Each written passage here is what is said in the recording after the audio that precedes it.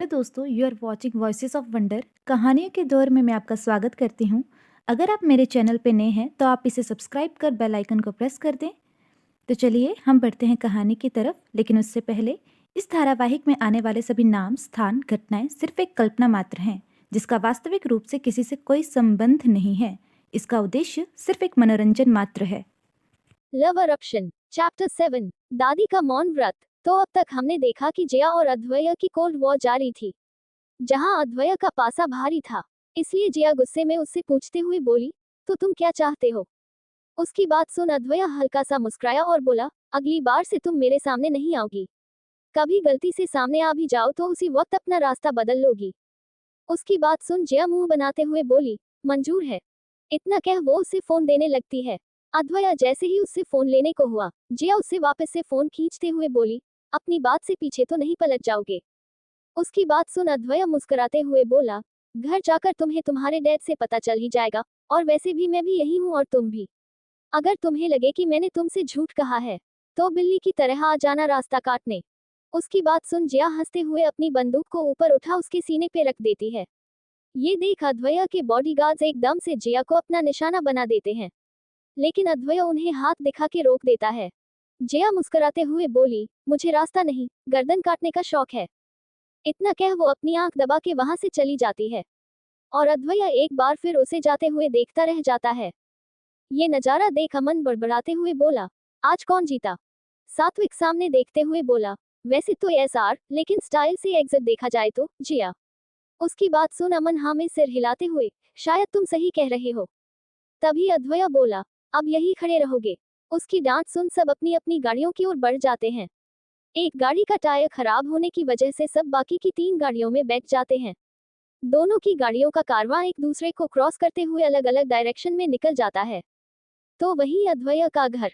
अनुराधा जी सबके साथ बैठ के बातें कर रही थी, जब वो कहती है कि अद्वैय के घर आने की खुशी में उन्हें एक पार्टी रखनी चाहिए। पार्टी के नाम से ही सब खुश हो जाते हैं। आद्या खुश होते हुए बोली, हाँ दादी। तभी नक्श उनसे पूछते हुए बोला, लेकिन उन्हें मनाएगा कौन? वैसे भी पिछली बार का हंगामा आप सबको याद है ना? ये देख निया बोली, वो मैं देख लूंगी, आप तो बस तैयारी कीजिए। तो वही गाड़ी में अद्वैय के होठों पे हल्की सी मुस्कान थी, जो अमन गाड़ी के रेयर व्यू मिरर से देख सकता था। वो बिना पीछे पलटे अद्वैया से पूछते हुए बोला, एएसआर, क्या आप सच में जया के डैड के साथ कोलैबोरेशन करने के लिए तैयार हैं? उसकी बात सुन अद्वैया बिना किसी भाव के साथ गाड़ी से बाहर देखते हुए बोला, क्यों, तुम्हें अब भी कोई शक है? अमन जानता था कि उसे ऐसा ही कुछ सुनने को मिलेगा, इसलिए वो खुद को कोसते हुए बोला, क्या जरूरत थी इस खड़ूस को पूछने की? लेकिन वो अद्वैया से ऐसा तो नहीं कह सकता था। वो अद्वैया को सफाई देते हुए आगे बोला, एएसआर, मेरा वो मतलब नहीं था। मैं तो ये इसलिए पूछ रहा था क्योंकि वो लड़की आपको इतना कुछ कह गई और आपने उसे ऐसे ही जाने दिया। पैसेंजर सीट पे बैठा सात्विक अमन को गुस्से से देख रहा था। उसकी बात सुन वो मन में उसे कोसते हुए बोला, क्या ये जीना नहीं चाहता? क्यों ये बार बार उस लड़की की बात कर रहा है? बेवकूफ इंसान खुद भी मरेगा, मुझे भी मरवाएगा। तभी अद्वैया मिरर में उसे घूरते हुए बोला, किसने कहा मैंने उसे ऐसे ही जाने दिया?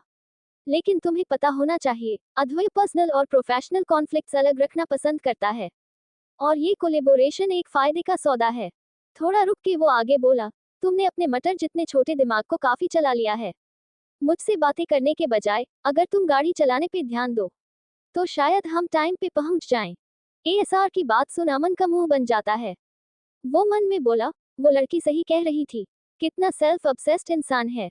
फिर वो उसकी नौटंकी करते हुए मन में आगे कहता है, अद्वैय पर्सनल और प्रोफेशनल कॉन्फ्लिक्ट्स अलग रखना पसंद करता है। अद्वैय कहने के बजाय मुझे कहता तो क्या हो जाता? हर वक्त अपनी इंट्रोडक्शन देना जरूरी है क्या? वो अद्वैय को कोसते हुए बोला, कहाँ मैं इस खड़ूस बॉस के पास आके फंस गया यार। फिर वो जिया को याद करते हुए बोला, काश वो लड़की बॉस का बर्था बना, मेरा मतलब है, इन्हें सुधार दे। तो वही अमन को मुंह बनाते देख सात्विक भी मन में बोला, किसने कहा था शेर के मुंह में हाथ डालने को? शेर जंगल छोड़ सकता है, लेकिन शिकार करना नहीं। पता नहीं इतनी सी बात इसके भेजे में क्यों नहीं जाती। Starling hotel. थोड़ी ही देर में वो शहर के बाहर एक 5 स्टार होटल में पहुंच जाते हैं। आज पहली बार अद्वैया जिंदगी पूरे 25 मिनट लेट था, और ये सब उस जिया की वजह से हुआ था। लेकिन जाने क्यों लेट होने के बावजूद आज उसके चेहरे पे गुस्सा नहीं था। अद्वैया, अमन, सात्विक और 2 बॉडीगार्ड्स के साथ लिफ्ट से ऊपर आ जाता है। लिफ्ट से निकल के वो सीधा प्राइवेट रूम की ओर बढ़ जाता है, जहां आदित्यनाथ जी उनका वेट कर रहे थे। अमन अंदर जाने के बजाय बाहर ही रुक जाता है, क्योंकि अंदर सात्विक था, इसलिए वो बॉडीगार्ड्स के साथ गॉसिप करने के लिए बाहर ही खड़ा हो जाता है, जिसका टॉपिक थी जया। भले ही अमन जया को पसंद नहीं करता था, लेकिन जब वो एएसआर के साथ झगड़ा करती थी तो उसे देखने में उसे बड़ा मजा आता था, क्योंकि वो शायद कभी ये बातें अद्वैय को नहीं कह सकता था, जो वो बिना सोचे समझे उसे कह जाती थी। जब अद्वैय प्राइवेट रूम के अंदर दाखिल हुआ तो वहां आदित्यनाथ जी एक लड़की के साथ बैठ के उसी का इंतजार कर रहे थे। ये और कोई नहीं बल्कि जीविका थी। अद्वैय के आते ही दोनों अपनी अपनी सीट से खड़े हो जाते हैं। अद्वैय आदित्यनाथ जी के साथ हाथ मिलाते हुए बोला, hello mister Adityanath, sorry for making you wait. Advay की बात सुन आदित्यनाथ जी मुस्कुराते हुए उससे बोले, no no mister Advay, you haven't need to say sorry. फिर वो उसे जीविका से इंट्रोड्यूस करवाते हुए बोले, ये हमारी बड़ी बेटी और कंपनी की डायरेक्टर जीविका। अद्वैय एक पल के लिए उसे देखता है और फिर मुस्कुराते हुए उसके आगे हाथ बढ़ा देता है। जीविका भी कुछ हद तक जया की ही तरह थी, लेकिन जया का लाइफस्टाइल जहां out of the world like gangster की तरह था, तो वहीं जीविका ऑफिस के कपड़ों में वर्किंग वुमन लग रही थी। उसे देख के अद्वैय भी एक पल के लिए सोच में डूब जाता है कि दोनों बहनें एक दूसरे से कितनी अलग हैं। तभी आदित्यनाथ जी अद्वैय से बोले, प्लीज हैव अ सीट। वो सभी बैठ के आपस में डिस्कस करने लगते हैं। अद्वैय काफी समय से भोपाल से दूर था, इसलिए जब उसे पता चला कि दीवान ग्रुप ऑफ इंडस्ट्रीज भोपाल की नंबर 1 कंपनी है और साथ ही इसने पिछले 2 सालों में इंडिया की बहुत सी कंपनीज को पीछे छोड़ के टॉप 10 में जगह बना ली है, तो इस कंपनी ने अद्वैय का ध्यान अपनी ओर खींच लिया था। अद्वैय ने जब इस कंपनी की मार्केट स्ट्रैटेजी और काम करने का तरीका देखा तो उसे ये काफी ज्यादा अलग लगा, इसलिए भोपाल आने से पहले ही उसने इस कोलैबोरेशन के बारे में आदित्यनाथ जी को मेल कर दिया था और आज वो एक दूसरे के सामने बैठे थे। आज भी वो मैकेनिज्म्स, स्ट्रक्चर्स, प्रोसेस, सिस्टम्स और कंडीशंस के बारे में ही डिस्कस कर रहे थे, ताकि सब फाइनल कर कॉन्ट्रैक्ट साइन कर सकें, क्योंकि ये दोनों ही कंपनीज के लिए फायदे का सौदा था, इसलिए आदित्यनाथ जी को इसमें कोई प्रॉब्लम नहीं थी। तो वही जिया ने जब आज सुबह एएसआर के बारे में पता लगाया था, तो वो जान गई थी कि वो कौन है।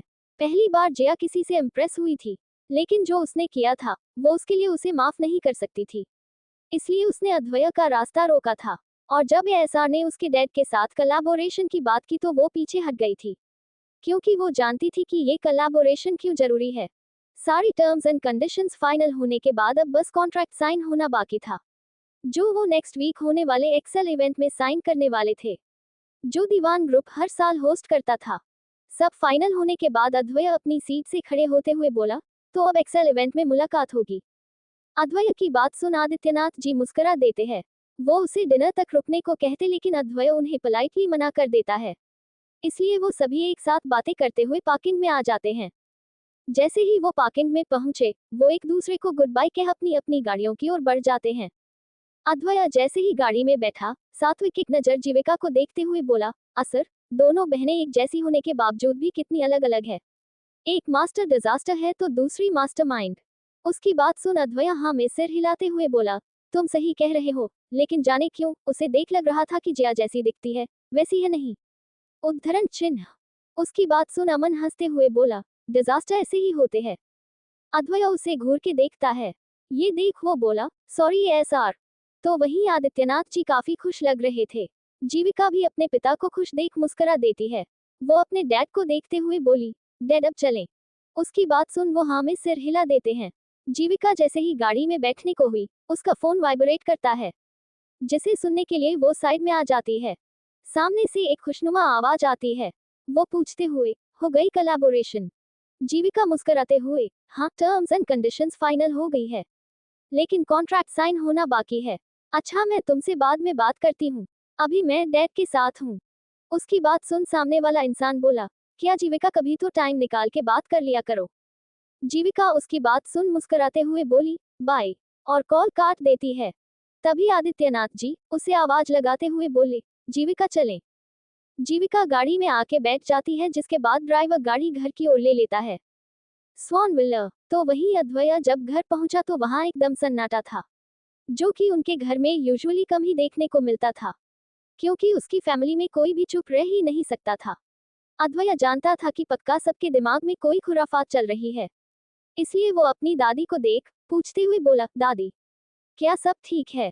दादी उसकी बात का कोई जवाब नहीं देती, बल्कि वो वहां से उठ के डाइनिंग एरिया की ओर चली जाती हैं। अद्वैय ये देख हल्का सा तिरछी मुस्कान के साथ होके कह अपने रूम में चला जाता है। वो उन्हें मनाने की कोई कोशिश नहीं करता। ये देख नक्श बोला, मैं कह रहा हूँ, ये आइडिया काम नहीं करेगा। आप चाहे लिख के ले लो। अगर आप सबके मौन व्रत से भाई को पिघलना होता तो वो यूं रूम में नहीं जाते। उसकी बात सुन अनुराधा जी बोली, उसे मनाना मुझे अच्छे से आता है। पार्टी तो होके रहेगी, बाय हुक और बाय क्रुक। अगर वो एएसआर है तो मैं भी एएसआर के डी हूँ। उनकी बात सुन नक्श अपना सिर खुजलाते हुए बोला, एएसआर के डी मतलब? अनुराधा जी उसे देख मुस्कुराते हुए बोली, अद्वैय सिंह राजपूत की दादी। समझे? इतना कह वो आध्या को इशारा करती हैं। आध्या उनका इशारा मिलते ही सीधा अद्वैय के रूम में चली जाती है। अद्वैय अपनी टाई को लूज कर अपने लिए वार्डरोब से कपड़े निकाल रहा था। जब आध्या दरवाजा खटखटाती है, अद्वैय दरवाजे पे आध्या को देखते हुए बोला, आध्या तुम अंदर आ जाओ। आध्या अंदर आ जाती है। अद्वैय पूछते हुए, कुछ चाहिए था? आध्या ना में सिर हिला देती है। अद्वैय उसे सवालिया निगाहों के साथ देखने लगता है। आध्या उसे खाना खाने का इशारा करते हुए जल्दी नीचे आने को कहती है। ये देख अद्वैय उसे हैरानी के साथ देखते हुए बोला, खाना खाना है तो तुम इशारों में बात क्यों कर रही हो? वो बिना कुछ कहे वहां से चली जाती है। अद्वैय उसे जाते हुए देख रहा था। अभी वो सबके मौन व्रत से अनजान था। तो वहीं आज आदित्यनाथ जी और जीविका जब घर पहुंचे तो जया पहले ही हॉल में दोनों का इंतजार कर रही थी। क्योंकि उसे अद्वैय पे थोड़ा सा भी भरोसा नहीं था, लेकिन जब उसने अपने डैड के चेहरे पे मुस्कुराहट देखी तो वो समझ जाती है कि अद्वैय ने कम से कम अपनी बात का मान रखा। जया जल्दी से जीविका का हाथ पकड़ उसे खींच के रूम में ले जाते हुए बोली, दी मुझे आपसे बहुत जरूरी बात करनी है, आप मेरे साथ चलो। आदित्यनाथ जी अपनी बेटी को देख रहे थे। दोनों बाप बेटी की दूरियां इतनी ज्यादा थी कि दोनों आमने सामने होने पर भी एक दूसरे से बात नहीं करते थे। आज भी कुछ वैसा ही हुआ, लेकिन उन्होंने कभी भी अपनी दोनों बेटियों में भेदभाव नहीं किया। लेकिन बस वो कभी जिया को वो पिता का प्यार नहीं दे पाए जो जीविका को मिलता था। क्या होगा आगे? क्या अनुराधा जी सबके साथ मिलके मना पाएगी एएसआर को पार्टी के लिए? और आखिर कौन सी बात है जिस वजह से दोनों बाप बेटी हैं एक दूसरे से इतने दूर? जानने के लिए बने रहिए लव अरप्शन के साथ। चैप्टर 8, एक राज। पिछले चैप्टर में हमने देखा कि जया अपनी बहन का हाथ खींच के उसे ऊपर रूम में ले जाती है, क्योंकि उसे मीटिंग में क्या हुआ वो सब जानना था। भले ही उसने अपने डैड का चेहरा देख के सब अनुमान लगा लिया था, लेकिन वहां एग्जैक्टली हुआ क्या था वो तो उसे जीविका ही बता सकती थी। रूम में जया के यूं खींच के ऊपर लाने से जीविका उससे पूछते हुए बोली, जया आराम से, आखिर बात क्या है जो तुम मुझे यूं खींच के ऊपर ले आई? जीविका की बात सुन जया उसे दोनों बाजुओं से पकड़ते हुए बोली, आप आज मीटिंग में गई थी ना? तो फिर वहां क्या हुआ? जीविका उसकी बात सुन मुस्कुराते हुए उसके गाल पे हाथ रख बोली, होना क्या था? हमारी एएसआर एंटरप्राइजेस के साथ होने वाली कोलैबोरेशन के टर्म्स एंड कंडीशंस फाइनल हो गए। बस अब कॉन्ट्रैक्ट साइन होना बाकी है। उसकी बात सुन जया को विश्वास नहीं हुआ, क्योंकि अद्वैय इतना सीधा तो नहीं था। इसलिए वो दोबारा जीविका से पूछते हुए बोली, वहां कुछ और तो नहीं हुआ? उसकी बात सुन जीविका हैरानी के साथ पूछते हुए बोली, और क्या होना था? इतना कह वो उसे देखने लगती है। फिर वो उसे सवालिया निगाहों के साथ देखते हुए बोली, लेकिन तुम ये सब क्यों पूछ रही हो? जीविका की बात सुन जया की बोलती बंद हो जाती है। उसे समझ में नहीं आता कि वो अब क्या कहे। अब वो अपनी दोनों मुलाकातों के बारे में अगर जीविका को बताती तो वो खामखा परेशान हो जाती। इसलिए वो जल्दी जल्दी कोई बहाना ढूंढने लगती है। वो कुछ सोचते हुए बोली, हाँ वो मैं कल एएसआर के बारे में सर्च कर रही थी, तो आर्टिकल में लिखा था कि वो काफी ज्यादा मिस्टीरियस इंसान है। फिर मन में उसे कोसते हुए बोली, क्या दिन आ गए हैं जया तुझे उस एकटू घमंडी कमीने इंसान की तारीफ करनी पड़ रही है? तभी वो जीविका को देखते हुए आगे बोली, सुना है कि आज तक उसने कभी मीडिया को अपना इंटरव्यू नहीं दिया, और बहुत कम लोग हैं जो उसके बारे में जानते हैं। लेकिन अब वो उसके बारे में और भला नहीं कह सकती थी, इसलिए वो मुंह बनाते हुए बोली, आपको नहीं लगता दी वो खुद को कुछ ज्यादा ही 30 मार खान समझता है? ऐसा भी क्या एटीट्यूड, पक्का शक्ल में ही खोट होगा, इसलिए कवर पेज पे आने से डरता है। उद्धरण चिन्ह। उसकी बात सुन जीविका को हंसी आ जाती है। वो अपनी वार्डरोब से कपड़े निकालकर वॉशरूम में जाते हुए बोली, अच्छा ऐसा क्या? लेकिन मुझे तो ऐसा नहीं लगा, देखने में भी वो अच्छा खासा काफी ज्यादा हैंडसम है। उद्धरण चिन्ह। उसकी बात सुन जया खुद में ही बोली, हैंडसम माय फुट? आप ये इसलिए कह रही हो क्योंकि आप में उसकी वो साइड नहीं देखी जो मैंने देखी है? भगवान करे आज के बाद वो मुझे कभी मिले ही ना। वरना। इतना कह वो काउच से कुशन उठा के उसे गुस्से में मसलने लगती है। तो वही जिया अद्वैया को इतना शिद्दत से याद कर रही थी कि जैसे ही वो चेंज कर अपने बाथरूम से बाहर निकला, उसे छींक आ जाती है। अद्वैया को छींक आते ही पिछले कल बारिश में हुई अपनी और जिया की मुलाकात को याद करने लगता है। वो गुस्से में मुठियां भींचते हुए खुद में ही बोला, जिया।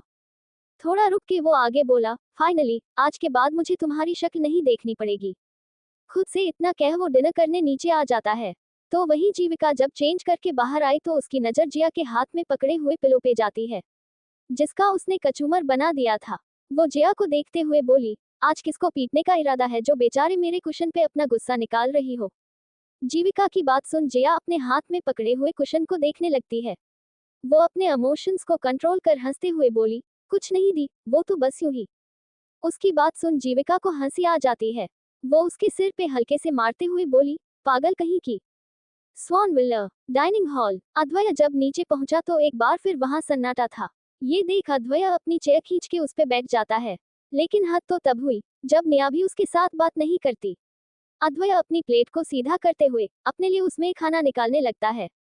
ये देख सभी उसे देखने लगते हैं। अद्वैया सबकी नजरों को खुद पे पाकर रुक जाता है और सबको देखने लगता है। ये देख अद्वैया अपनी प्लेट रख देता है और अपने हाथों को टेबल पे टिका के उंगलियों को आपस में उलझाते हुए सबसे बोला, मैं आप सबको अच्छे से जानता हूँ। थोड़ा रुक के वो आगे बोला, तो बताया आप सबको इस बार क्या चाहिए। One day picnic. सब न में सिर हिला देते हैं। अद्वैया आगे पूछते हुए बोला, तो फिर मूवी। सब एक बार फिर न में सिर हिला देते हैं। ये देख अद्वैया बोला, शॉपिंग का तो नाम भी मत लेना, क्योंकि मैं पूरा दिन आपके साथ एक स्टोर से दूसरे स्टोर नहीं घूम सकता, इसलिए मैं तो आपके साथ नहीं जाने वाला। लेकिन हाँ, अगर आपको जाना है तो मैं इंतजाम करवा सकता हूँ। उद्धरण चिन्ह। इतना कह जैसे ही वो खाने को हुआ, नेहा उसका हाथ पकड़ पपी फेस बनाते हुए अपनी आईज को बार बार ब्लिंक करते हुए बोली, मुझे पार्टी चाहिए। अद्वैया उसे देखने लगता है। नेहा काफी ज्यादा क्यूट लग रही थी। वो आगे बोली, आपके आने की खुशी में। अद्वैया उसे देख मुस्कुराते हुए बोला, तो ठीक है, कल सब डिनर पे बाहर चलते हैं।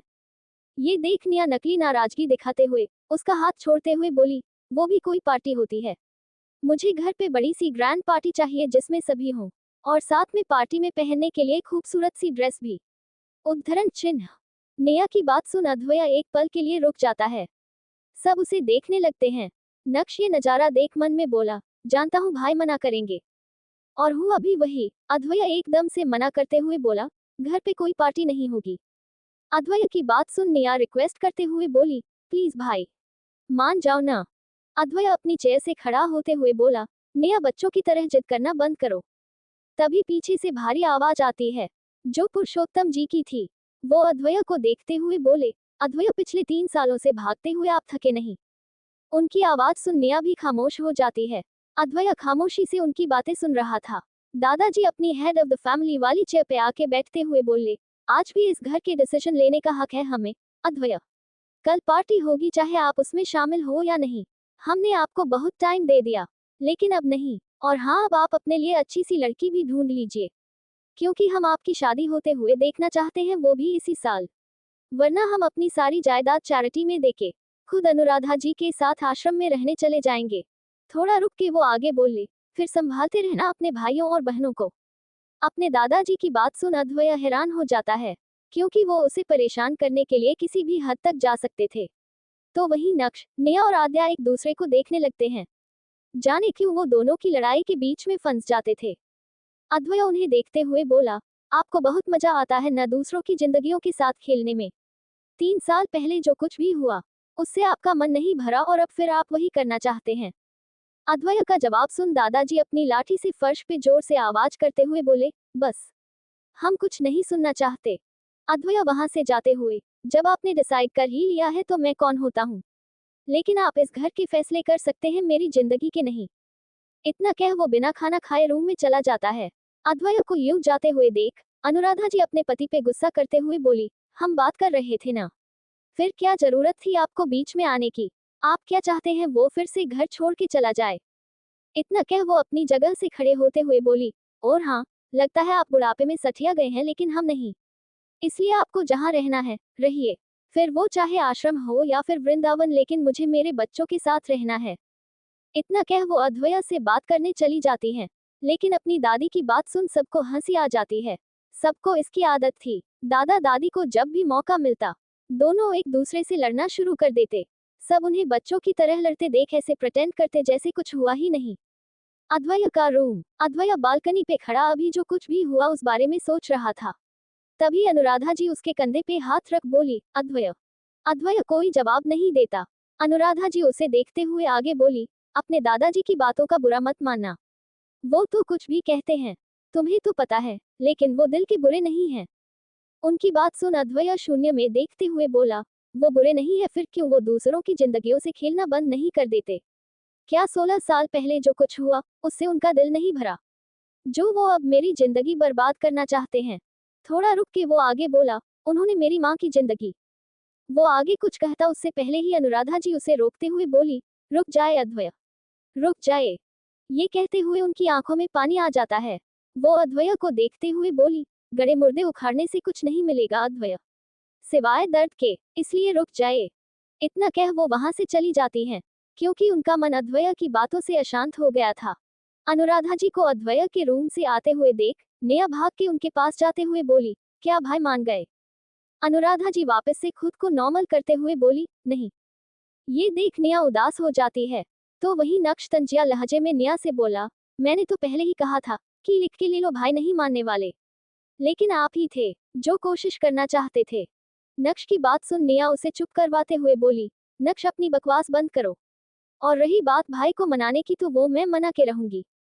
उसकी बात सुन अनुराधा जी मुस्कुराते हुए उसके सिर पे हाथ रख बोली, एक कोशिश तुम भी करके देख लो। इतना कह वो बिना खाना खाए ही रूम में चली जाती हैं। उन्हें यूं जाते देख नम्रता जी समझ जाती है कि अद्वैय और उनके बीच कुछ तो हुआ है। क्या होगा आगे, क्या नेहा मना पाएगी अद्वैय को? आखिर क्या हुआ था 3 साल पहले और क्या है 16 साल पहले का राज? जानने के लिए बने रहिए लव अरप्शन के साथ।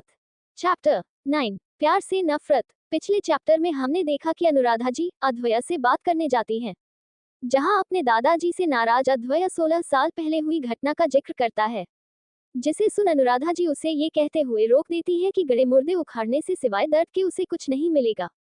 इतना कह वो उसके रूम से आ जाती है, लेकिन अद्वैय अब भी वही खड़ा 16 साल पहले हुए इंसिडेंट को याद करने लगता है। वो हादसा जिसने अद्वैय की जिंदगी को पूरा बदल दिया। वो सब याद करते हुए खुद में ही बोला, इस जिंदगी में प्यार जैसा कुछ नहीं होता। यहाँ प्यार के नाम पे सिर्फ फरेब होता है। एक बार गलती करके देख चुका हूँ, दूसरी बार नहीं करूंगा। वो आंखों में दुनिया जहां का गुस्सा लिए अपने हाथ की मुठ्ठियां भींचते हुए बोला, नफरत है मुझे प्यार के नाम से, सिर्फ नफरत। क्योंकि इस दुनिया में प्यार नहीं सिर्फ पैसा मायने रखता है। कम से कम वो किसी को धोखा तो नहीं देता। तभी दरवाजे पे नॉक की आवाज सुन अद्वैय होश में आता है। ये नेहा थी जो उससे बात करने आई थी। अद्वैय दरवाजे की आवाज सुन उस ओर देखने लगता है। नेहा उसे देख पूछते हुए बोली, भाई क्या मैं अंदर आ सकती हूँ? अद्वैय अपने ख्यालों की दुनिया से बाहर आता है। वो उसे देख अपने एक्सप्रेशंस नॉर्मल कर लेता है। वो उसे देखते हुए बोला, आ जाओ। नेहा अपने हाथ पीछे बांधे उसकी ओर धीरे धीरे चल के आने लगती है। वो थोड़ी हिचकिचाते हुए बोली, भाई। अद्वैय उसे देख उसके आने की वजह समझ जाता है। वो उससे पूछते हुए, पार्टी के बारे में बात करनी है? नेहा अपनी उंगलियों के साथ खेलने लगती है, क्योंकि वो आई तो इसी बारे में बात करने के लिए थी, और अद्वैय भी ये बात अच्छे से जानता था। नेहा दुनिया भर की मासूमियत चेहरे पे लाते हुए बोली, मान जाओ ना भाई।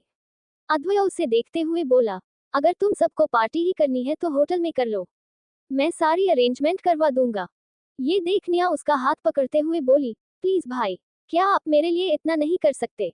मान जाओ ना, आई प्रॉमिस फिर आपको पूरा एक वीक परेशान नहीं करूंगी।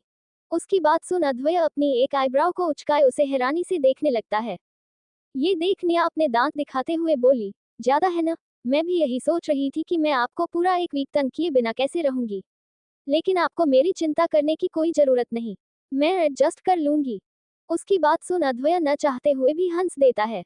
वो उसे देखते हुए बोला, तुम पूरी की पूरी पागल हो। नेहा उसे देखते हुए, तो क्या आप मान गए? अद्वैय पूछते हुए, क्या कोई और रास्ता छोड़ा है तुमने? नेहा उसे हक करते हुए बोली, बिल्कुल भी नहीं। उसकी बात सुन अद्वैय बोला, ठीक है, लेकिन मैं पार्टी में नहीं आऊंगा, और न ही तुम मुझे फोर्स करोगी। उसकी बात सुन नेहा का चेहरा उतर जाता है।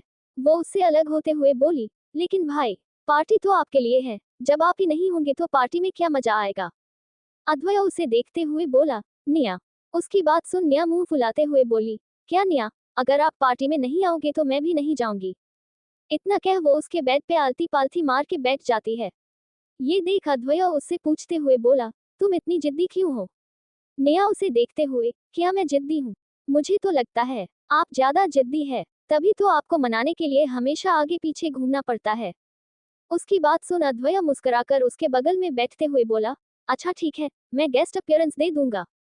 नेहा उसे आश्चर्य से देखते हुए बोली, आप ये जानबूझ के करते हो ना? अद्वैय उससे पूछते हुए, क्या? नेहा बोली, गेस्ट अपीयरेंस, ताकि मेरी सारी लाइमलाइट चुरा सको। उसकी बात सुन अद्वैय कुछ कहता उससे पहले ही नेहा उसे हक करते हुए बोली, लेकिन मुझे कोई प्रॉब्लम नहीं है। वो उससे अलग होते हुए बोली, अब चलिए डिनर कर लीजिए। अद्वैय बोला, तुम चलो, मुझे जब भूख होगी मैं खा लूंगा।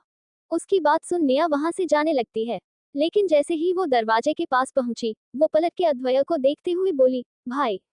अद्वैय उसे देखने लगता है। नेहा मुस्कुराते हुए बोली, आप बहुत अच्छे हैं। उसकी बात सुन अद्वैय मुस्कुरा देता है। नेहा ने पार्टी के लिए हाँ करवा ली थी, जिसे सुन सभी खुश हो जाते हैं। पार्टी की तैयारी करने के लिए अद्वैय सात्विक को कॉल कर सब अच्छे से देखने को कह देता है, क्योंकि वहां सभी फैमिली फ्रेंड्स होने वाले थे। साथ ही वो उसे भोपाल के सभी नामी ग्रामी इंडस्ट्रियलिस्ट्स को भी पार्टी में इनवाइट करने को कह देता है। अगली सुबह नेहा का आज स्कूल जाने का बिल्कुल मन नहीं था, लेकिन अद्वैय की वजह से उसे स्कूल जाना पड़ रहा था, जबकि आज वो शॉपिंग करने जाना चाहती थी। नेहा जैसे ही रेडी होकर नीचे आए, वो अद्वैय को देखते हुए बोली, भाई, मैं स्कूल जा रही हूँ, लेकिन मुझे आते ही अपने लिए एक बेस्ट ड्रेस चाहिए। अद्वैय उसकी बात सुन हाँ में सिर हिला देता है। ये देख आध्या भी अद्वैय को देखते हुए बोली, और मेरे लिए? तभी नक्श भी जोश जोश में बोला, और मुझे भी। लेकिन लास्ट तक उसकी आवाज धीमी हो जाती है, क्योंकि सभी भाई बहनों में एक वो ही था जो अद्वैय से काफी ज्यादा डरता था। अद्वैय बोला, चिंता मत करो, पार्टी से पहले तुम सबके कपड़े आ जाएंगे। नेहा उसे थैंक यू कह जल्दी से नाश्ता कर स्कूल के लिए निकल जाती है। तभी वहां सात्विक और अमन भी आ जाते हैं। अद्वैय सात्विक को पार्टी के अरेंजमेंट्स को देखने का कह खुद अमन और कुछ बॉडीगार्ड्स के साथ वहां से ऑफिस के लिए निकल जाता है। ऑफिस पहुंच के वो सीधा प्राइवेट लिफ्ट से अपने केबिन की ओर बढ़ जाता है। वो अमन को देखते हुए बोला, ध्यान रहे, पार्टी में कोई गड़बड़ न हो। मुझे मीडिया का कोई भी इंसान घर के अंदर न दिखे और सिक्योरिटी का अच्छे से ख्याल रखना। अमन एक अच्छे सेक्रेटरी की तरह अद्वैय की कमांड को फॉलो करता था। अमन अद्वैय को देखते हुए बोला, एएसआर आप चिंता न करें, आपको कोई भी मीडिया पसंद पार्टी में नजर नहीं आएगा। अद्वैय जानता था कि अमन अपने कहे के मुताबिक कोई चूक नहीं होने देगा। अद्वैय पार्टी की बातें छोड़ उसे सभी डिपार्टमेंट की मंथली रिपोर्ट्स लेकर आने को कहता है। अमन वहां से ओके बॉस कह निकल जाता है, लेकिन केबिन से बाहर निकलते ही वो उसे कोसते हुए बोला, खड़ूस बॉस, आज पार्टी है, फिर भी इन्हें काम करना है। ये नहीं कि एक दिन छुट्टी कर ले। पहले फोन पे कान खाते थे, अब सिर पे बैठ के नाचेंगे। जाने तेरा अब क्या होगा अमन। पता नहीं सात्विक कैसे 24/7 इस खड़ूस को सर्व करता था। मन में एएसआर को कोसते हुए वो वहां से अपने केबिन में आकर शिखा नाम की एम्प्लॉय को कॉल करता है और उससे सारी रिपोर्ट्स लेकर आने को कहता है। जिया का घर। जिया कॉलेज के लिए रेडी होने के बाद जीविका के रूम में भागते हुए जाती है, क्योंकि आज उसके पास बाइक जो नहीं थी। वो जीविका को देख हड़बड़ाते हुए बोली, दी क्या मुझे गाड़ी की चाबी मिल सकती है? उसकी बात सुन जीविका टॉवल से अपने बाल सुखाते हुए बोली, गाड़ी की चाबी? जिया बोली, आप रहने दो। इतना कह वो खुद ही यहाँ वहां देखने लगती है। ये देख जीविका अपने ड्रॉअर से चाबी निकाल उसके आगे कर देती है। ये देख जिया उसे हक करते हुए, थैंक यू दी। तभी जीविका उसे देखते हुए बोली, वैसे आज तुम्हारी जाने मन कहाँ है? जिया को अपनी बाइक का जलना याद आ जाता है, लेकिन वो जीविका से झूठ बोलते हुए कहती है कि उसकी बाइक खराब हो गई है। जीविका भी ज्यादा न पूछते हुए उसे रैश ड्राइविंग करने से मना करती है, लेकिन जिया तो जिया थी, भला वो जीविका की बात कैसे सुनती। कॉलेज में जिया आज 3 सालों में पहली बार गाड़ी से कॉलेज आई थी। वो गाड़ी को पार्क कर कॉलेज के अंदर चली जाती है, लेकिन उसके दिमाग में अभी भी अद्वैय के साथ हुई दोनों मुलाकातें घूम रही थी, जिसके बारे में सोचते ही उसे गुस्सा आ जाता है। वो सोचने लगती है कि कल उसे अद्वैय को यूं ही नहीं जाने देना चाहिए था, बल्कि उससे बदला लेने के लिए उसकी गाड़ी को बॉम्ब से उड़ा देना चाहिए था। वो अपने ख्यालों में खोई हुई क्लास में पहुंच जाती है, जहां नक्श उसे आते देख मुस्कुराते हुए बोला, हाय स्वीट हार्ट। जिया उदासी भरे स्वर के साथ, हाय। उसे यूं उदास देख नक्श को अच्छा नहीं लगा।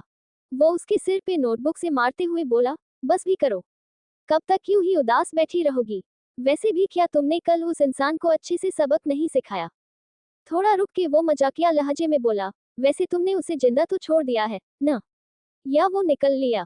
उसकी बात सुन जिया गुस्से में अपनी मुठ्ठियां भींचते हुए बोली, तुम्हें अगर उस इंसान के बारे में ही बात करनी है तो यहाँ से दफा हो जाओ, क्योंकि मैं उसके बारे में बात करना तो दूर, सोचना भी नहीं चाहती। जिया के गुस्से को देख नक्श अपने हाथ खड़े करते हुए बोला, इतना गुस्सा?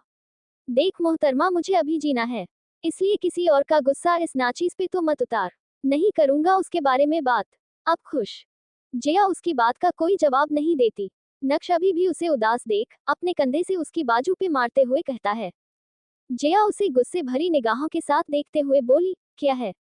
नक्श मुस्कुराते हुए, आज घर में पार्टी है और तुम्हें मेरी दोस्त होने के नाते वहां आना है।